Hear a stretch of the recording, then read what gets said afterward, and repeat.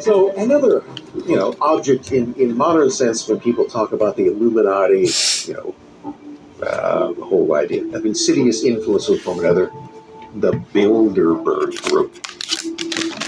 Now, what's interesting about the Bilderberg Group? One, is it doesn't really have a name, does it? Because it's just named, Bilderberg is just the name of the hotel that they first met at in 1954. It's not the name of the group, which may not even really have one, but what if they met at a Ramada Inn? Would they then be the Ramada Inn Group?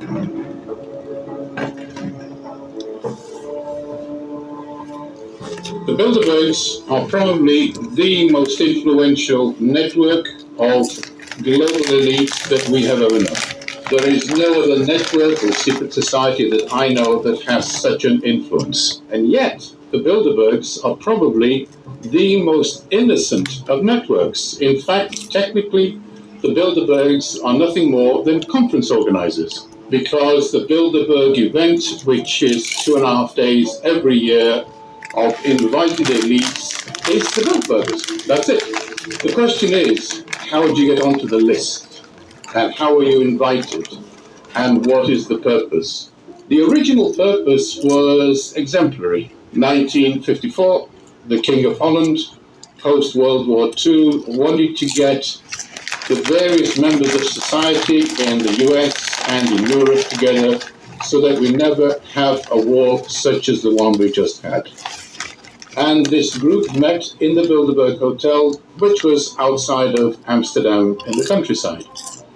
So there we had trade union leaders, we had military, we had intelligence, we had politicians, we had business people, we equally had journalists, TV pundits, you name it. And that was going fine until about the early 1980s. And then things began to change. The trade union people slowly were not invited to the point where they were kept out of Bilderberg meetings. And that probably was the case by about late 1980s, early 1990s. That was the time when I got to know the Bilderbergers. And it struck me that this was a most interesting organization, and I wanted to know what was their effect. Because in one sense, their effect was we had a happy audience of people who attended a 2.5-day conference and went away content and kept up relations with each other. So in one sense, the Bilderbergers were doing a great job. And that was because all these people got together, we were less likely to have wars. And that was one outcome of the Bilderbergers. However, the underlying outcome was that the Bilderbergers could create an agenda, a mindset, a way of operating, and make that totally legitimate. And what I did not realize in the early 1990s, and if we go as far back as that, was that the agenda was the agenda we're seeing being played out right now.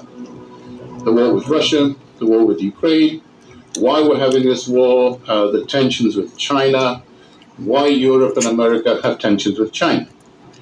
And in fact, in academic terms, what we were seeing then was the start of a major tension on this world that we were always going to have.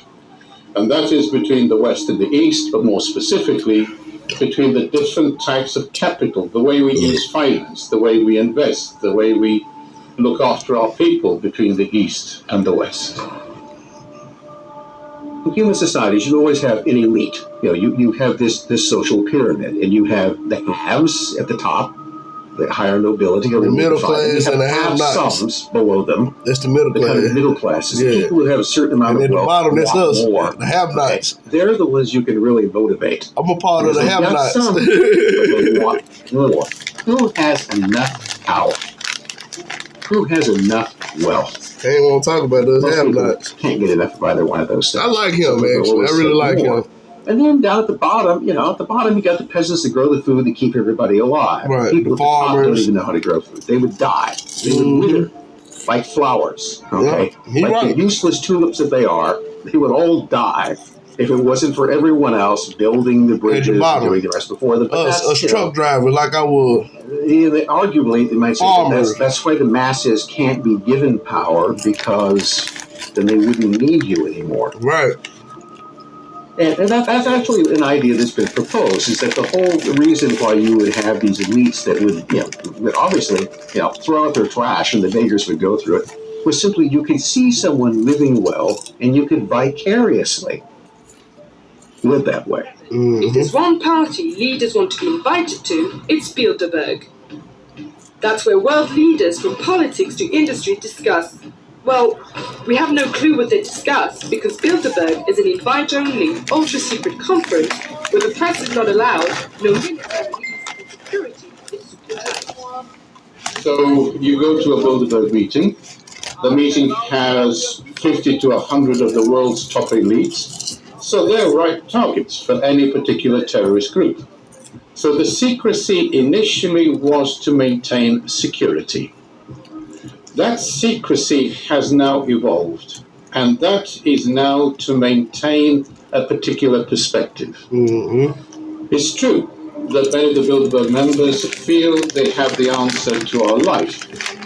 That is not quite true, because what they have is they have the answer to their continued wealth. Right. So they don't want their wealth structures, and especially the ownership of their wealth, to change. So the discussions that are taking place are discussed behind the scenes. Mind you, are the Bilderbergers unusual in this? Not at all. We have in London an institution, a building known as Chatham House. And anybody who goes to Chatham House, they have to observe Chatham House rules. And those are, nothing is attributable to you, so please speak up, give us your mind, give us your view, because that will stay within these four walls. So from security to feeling confident that you can say anything you want, and knowing that it won't be replicated, to also knowing that the agendas that slowly the Bilderbergs are unfolding will not become perfect. It's a think tank, basically, which is an adjunct to NATO. Really, that's it. Because it's an advisory group. So what do? We get important people. We bring them here for an annual meeting, maybe 100 or so, in politics or in government or finance or media, those things that really matter. No farmers, no working men, no ordinary people who can influence others. And we just talk, and we come up with policies, and then we just offer advice. So if we're not doing anything, nothing's going on. We don't have a name, and we just talk about stuff and make suggestions. Why are you doing this? It's not secret that they exist, but it's secret in terms of what it is that why. Why is it necessary that, because you can't speak freely if you think you're then going, there's a certain point to that. If you were constantly pilloried, you might say something out and get you canceled. So it's in a situation of security where you can say whatever you want, any way you want to say it, and you'll never be publicly accountable. It's also sneaky. This is the first occasion for me, as I've never previously answered a question in the House of Commons on behalf of a private organisation for which the government has no responsibility. I have actually been a member of the steering committee of Bilderberg for many years now, I think about 10 years, and by chance actually this is my last year because we have a rule against being on the committee for too long, so I'm on the point. The Bilderberg organisation exists for the purpose of holding meetings once a year in various countries. It exists for no other purpose. And this year the meeting was held at a lodge hotel near Watford in Hull. The games the Bilderbergs play from the members' point of view is not a game. It's very serious. It is actually looking at Western investment and its success right across the world. And in many ways, the Bilderbergs don't have this as a direct ambition, but they certainly tally with the British and the Americans, which is transactional capital must rule the world. Tally-o. The Federal Reserve Bank must be the number one institution in the world, the Federal Reserve Bank will determine what will be the new global currency, in other words, the new form of dollar, because that will eventually come to being the World Council or the World Government. Right. And both these two phenomena, world currency and world government, are not very far away. And I thank World David currency Icke probably for putting me up 7 on years, that. if that. People talk about the Illuminati today, and when they look at things like the World Economic Forum, when they look at Karl Marx and his whole Communist Manifesto, when they look at other books, they argue, isn't this just sort of, aren't they all kind of selling the same thing? We're going to make you happy and free, but first we have to, tweak things a little bit. So, is all of this just, is it the same thing popping up over and over again? I mean, do people just continually just sort of, is the same idea century after century, different place, reinvented in some form? Or is there an inheritance among them? For my background, one part of my family came from Asia Minor, from Turkey, when it was part of Greece, and it was a very rich part of the family, and they lost everything. The other part of my family came from Georgia, and my grandfather was the president of Georgia. He was Stalin's friend. He was head of the Caucasian desk, so there were a number of countries under the Caucasian umbrella, and he was head of them. But then him and Stalin fell out, and the whole family had to flee, were in fact being chased by Stalin's agents to be assassinated.